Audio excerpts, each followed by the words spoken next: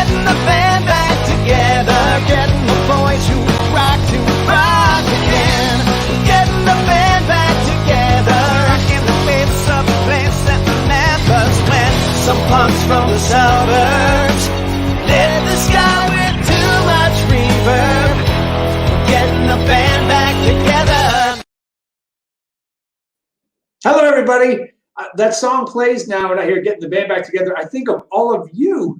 You are now the band. We are getting back together, everybody. And as Rick Pelton just said, let's do this. Let's do this. It's week 8,742 of this pandemic, and we are continuing to live stream. That's right. Monday through Friday, I'm bringing you the best of Broadway.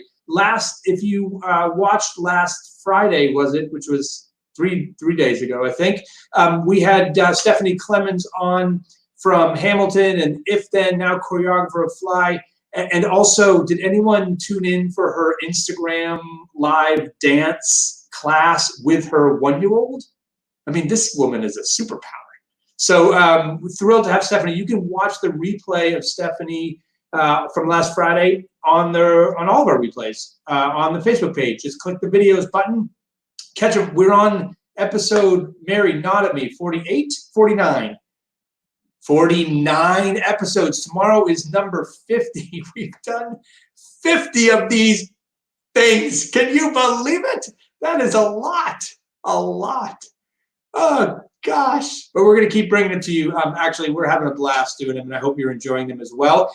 Tonight, we have another superpower for you. Tony Award-winning producer of Hadestown, Mara Isaacs, is here. Hadestown is not the only thing she's done. Inheritance as well. She's also produced, get this, over 100 productions on Broadway, off Broadway, in regional theaters around the country. She was the producing director at the McCarter Theater Center in Princeton, New Jersey. She fantastic path from the nonprofit world to the commercial world and everything in between. So we're going to get with her in just a few minutes. I also want to welcome, we upgraded our technology today, everybody. We gave you a little upgrade. We are now streaming not only to my Facebook page, but we are now screaming. Well, sometimes I get a little loud. So yes, I scream. My wife and kid are away, so I can scream all I want now. It's a party over here. We are now streaming to my Facebook page, YouTube, LinkedIn. Who knew you could stream to LinkedIn? Mary Dina knew, and she hooked it up. The Broadway Podcast Network. And get this, we have a brand new partner as of today. A new streaming platform has hit the web, dedicated 101% to Broadway. It's called Broadway On Demand. Boy, did they time the launch of this website right. So they have a ton of original content. They reached out and they wanted to stream these as well. So we are doing that. Go check them out. Sign up. They haven't, I don't think they've fully opened yet, but sign up. I'm in talks with them about doing some other stuff. They've got a lot of things going on. Bandstand is there. It's a whole bunch of stuff. So go check it out. What else is going on in the news today? Well, the choice heard round the world. CBS, we're supposed to have the Tony Awards on June 7th, and CBS has decided that we're not going to have the Tony Awards this year. Everybody knows that. So we were all like, oh, what special Tony event are we going to have? It'll be so cool. We'll have Tony Award winners live streaming. We'll do best of series. No, we're not going to have any of those, folks. We're going to have Grease. That's right. Grease. 4 chords, 3 jokes in place of the Tony Awards. That's right. As you can see from this headline, people are PO'd, including a certain live streamer you may know. I love Grease, actually. I love it. I worked on a revival in 1993. Gulp. And I actually love it. So I don't want to knock them too much. And it's an interesting story about why we can't do all the things that we think we would want to do, we'd love to do. I blog about it tomorrow, so go check it out. I don't want to rant too much because I have a guest and I want to be positive and up. I have a guest coming over in a few minutes. So, but check that out. Don't forget about our Daddy Longlegs reunion. We're reuniting the cast and creative team with Daddy Longlegs with Megan McGinnis and her husband, Adam Halpin. If you don't know, they start opposite each other. It was adorable. They're featured on that live stream, as well as Paul Nolan, who originated the role, me, and the rest of the creative team as well. This is going to be this Thursday, the 21st at 8 p.m. If you go somewhere where Mary's going to throw the link in the chat, click Get Reminder. That is the best way to know, to make sure you don't miss it. Click Get Reminder. Okay? Got it? I'll even wait. Okay, I won't wait any longer. It's just rude to our guest. Let's bring on our guest, shall we? Please welcome to the live stream the Tony Award-winning producer of Hadestown, Mara Isaacs. Welcome, Mara. Hello. Hi. Hi there. How are you? Well, you know, I'm here. I'm healthy. We'll just leave it at that. Yeah, I keep the most utterly, the phrase that I keep uttering the most lately is, I'm doing as well as one can be in the midst of this madness. I relate. It's a crazy time. I relate to that statement. So where are you right now? I am at home in Princeton, New Jersey, where I have been since the 13th of March. Wow. So tell me what the mood is like in New Jersey. I haven't really left New York much. What's it like over there? You guys were lagging behind us just a little bit. What's it like now? Yeah, I mean, it's, you know, I think New Jersey is very much linked to New York in terms of, you know, things were getting intense and now they seem to be leveling off and maybe improving slightly. The community that I live in takes it all quite seriously. So people have been really good about their social distancing and they're wearing their masks in public. And, you know, everyone's behaving very well here. As far as I can tell, because actually I don't go out much, so I don't really see them if they're misbehaving. But from what I understand, they're behaving. And tell me, I've been asking all my guests this, where were you when the virus hit the fan? Obviously, Hadestown, that big hit that it is, was full on running to packed houses. Tell me when you started to hear that something might be happening, and then that ultimate moment when you had to make that decision. You know, it's funny because I'm trying to, I don't remember exactly when it really crept into I'm actually worried about this consciousness. I know that I had a trip planned to California. I was supposed to fly, I think, on the 14th or the 15th. And about a week before that, I canceled the trip. So at that point, I knew probably traveling wasn't a good idea. You know, I was starting to make some choices. And I think it was also in that sort of first week of March that we had a meeting with the company of Hadestown to talk about what precautions we wanted to take backstage, you know, when we stopped backstage visits, and the company then voted and decided they were going to stop doing stage door. And I remember at that moment, people thought we were being quite drastic in some of our decision making. And in hindsight, of course, it's like we actually didn't go far enough, apparently.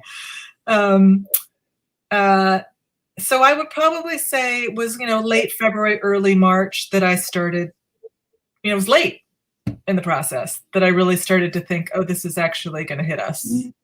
I think even if I remember, it was like early or mid-February, I got an email from some colleagues of mine in China, because I've been doing some work in China, who asked me if I would get like the company of Hadestown maybe to make up, you know, Our Hearts Are With You, colleagues in China video, we feel for you. And I think just around the time that I was making the ask to the company, I started to think, wait a minute, actually, we just might be right behind them. It might not actually be the right time to be asking people to make this video when in fact they're about to get hit.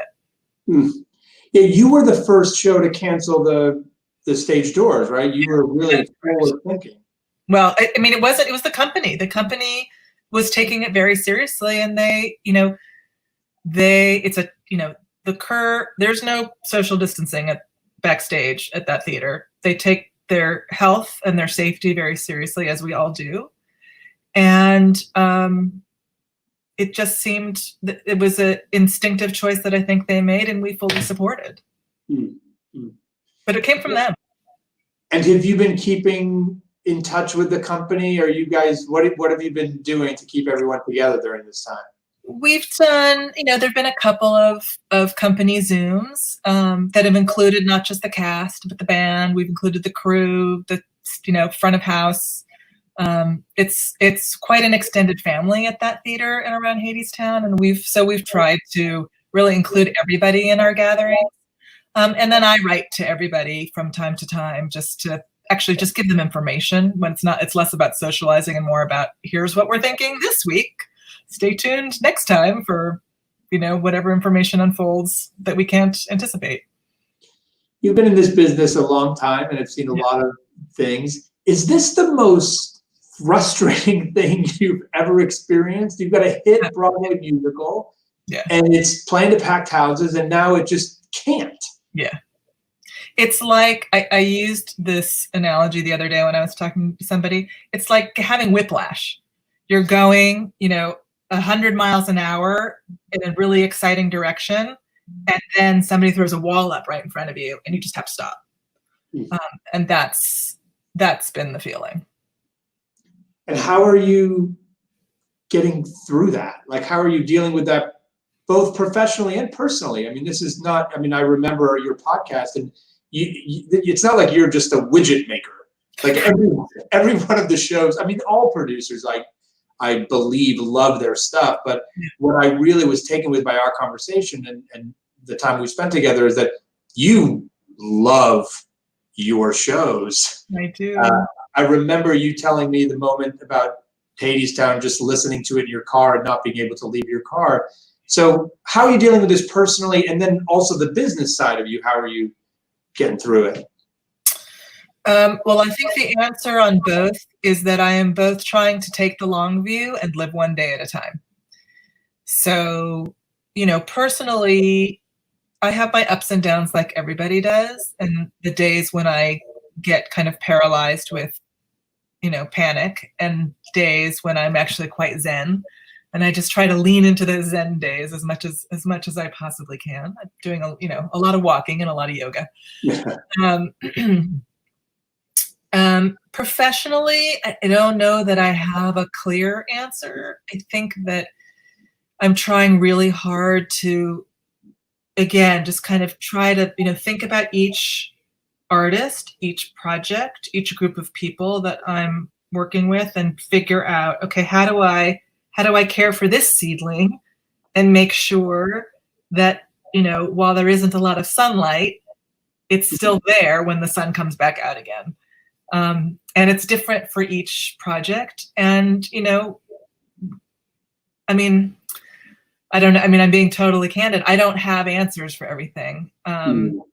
A lot of stuff I have a lot of things in development, which is good, because some development can continue while we can't gather. Some development has to wait until we can gather to continue.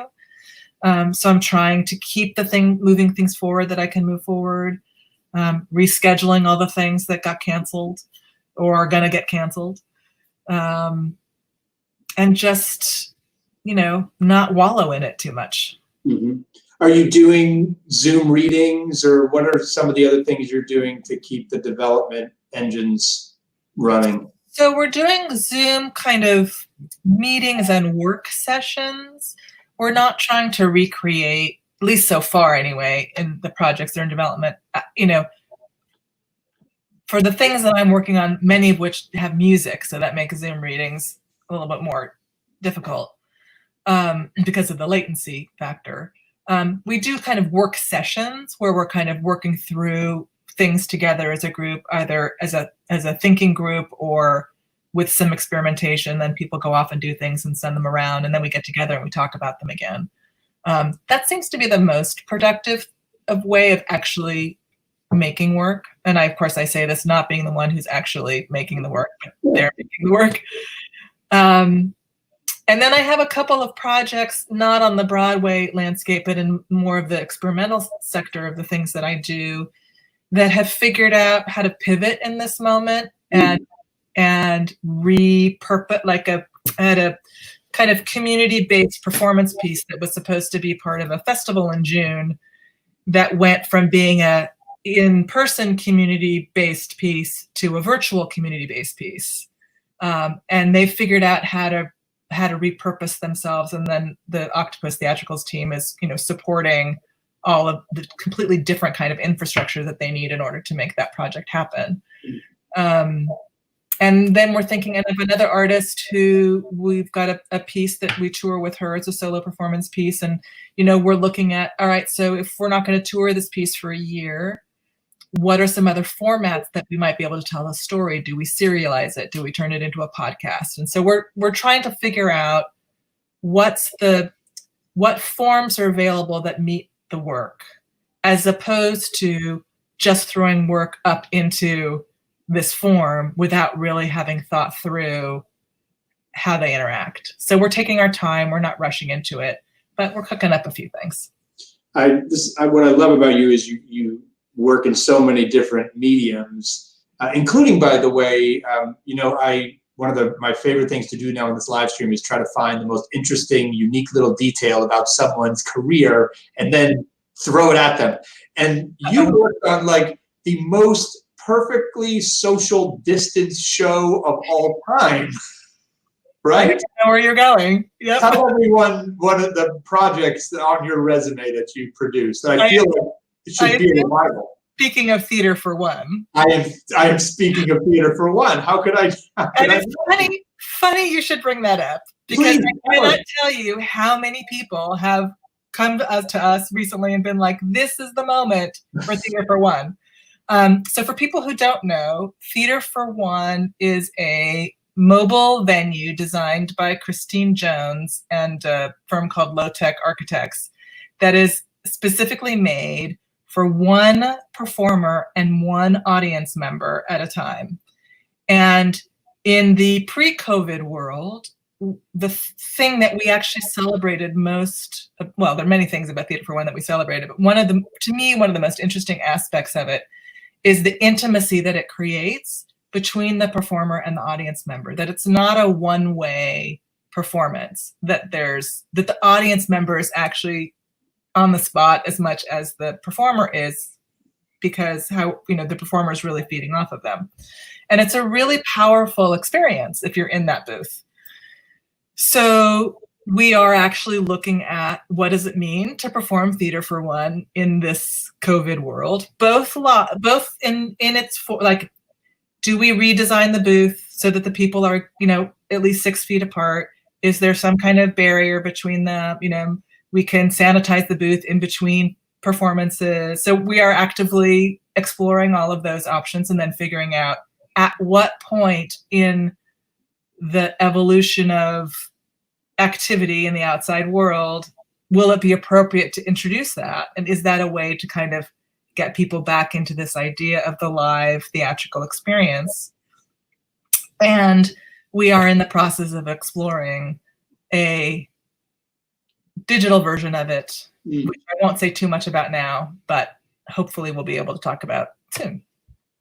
Fascinating. I mean, this is the interesting thing about time. It creates opportunities for some things, because that should be able to come back before anything else, for sure. Yeah.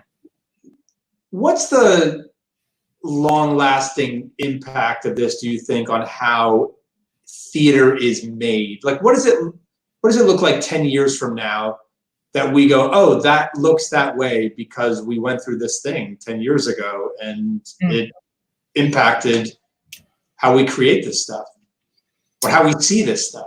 Well, the optimist in me says that what happens as a result of this is less about how it's made and more about what is made. That I believe, and again, this is the optimist in me, that this time apart is only going to make people crave the live experience more.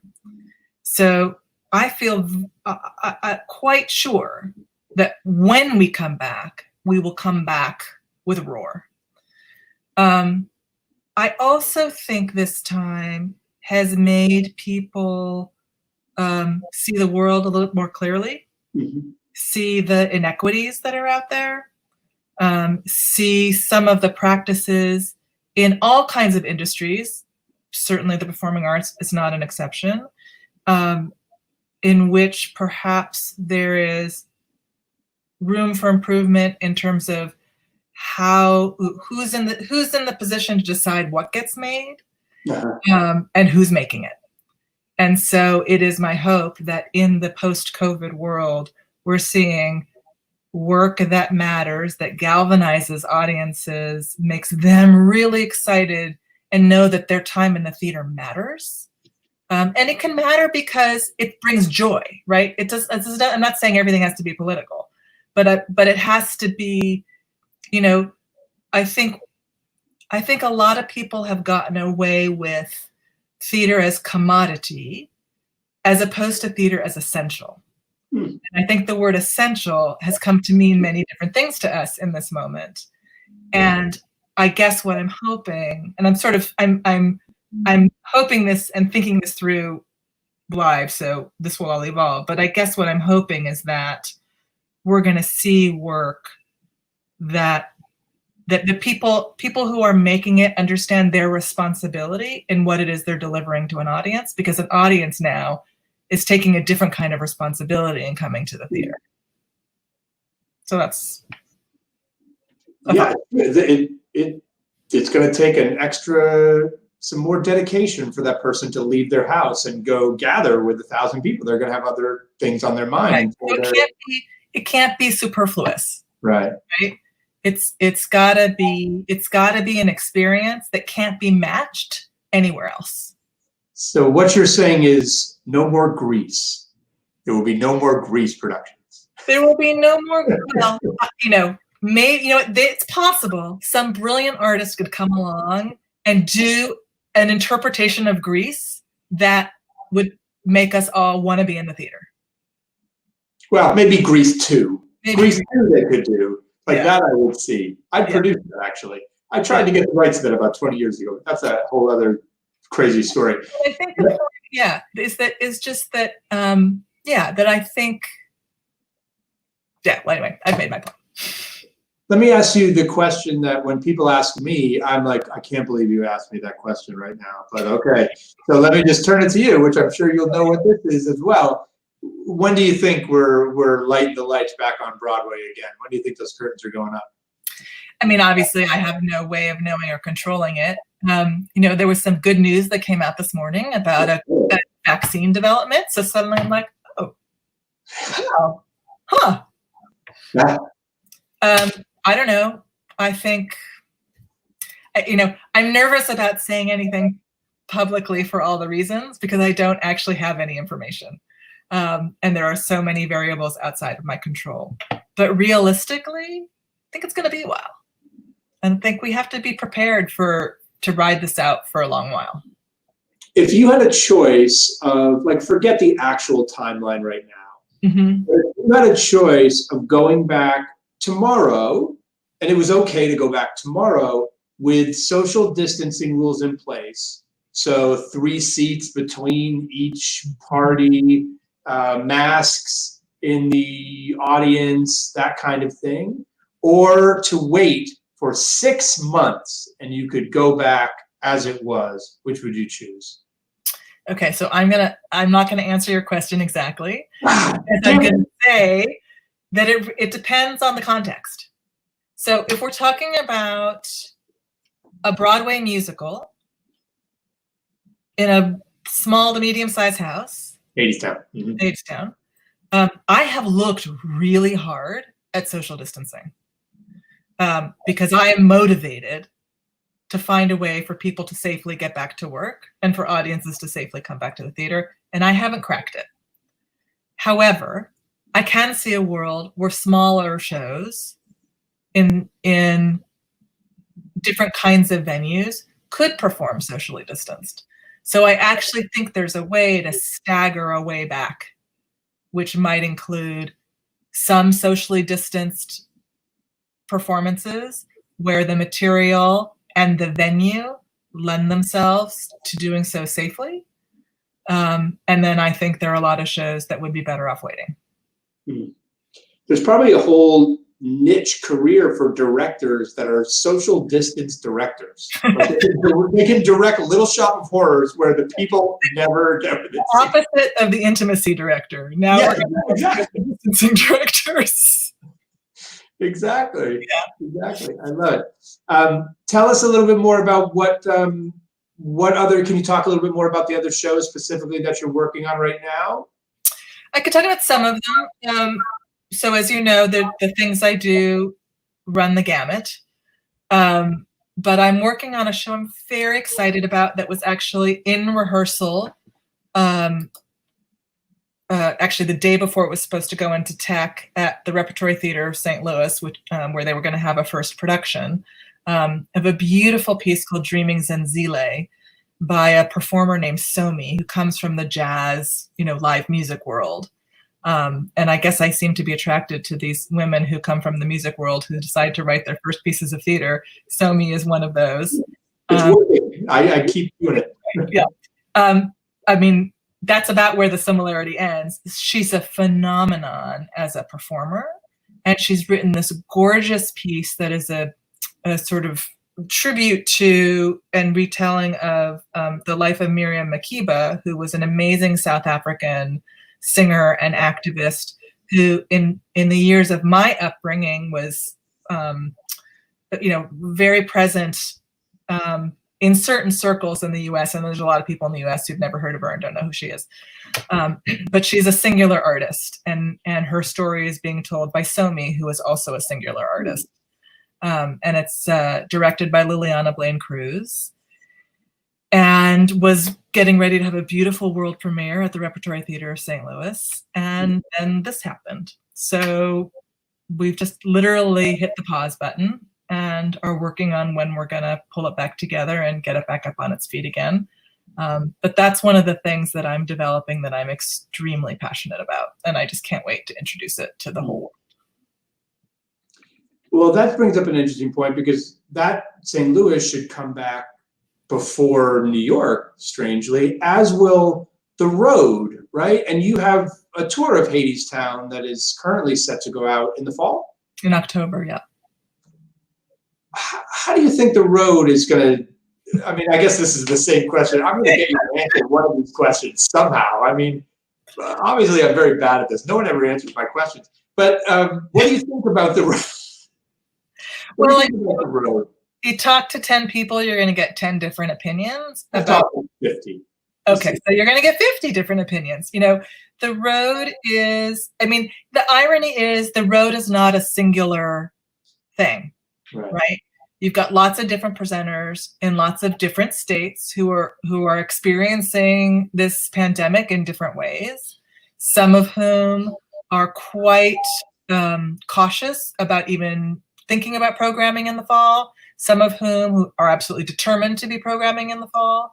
And so how we navigate our tour and our route and what's safe for the performers is all stuff that is very much under a microscope, and we are trying to figure out what the right thing to do is.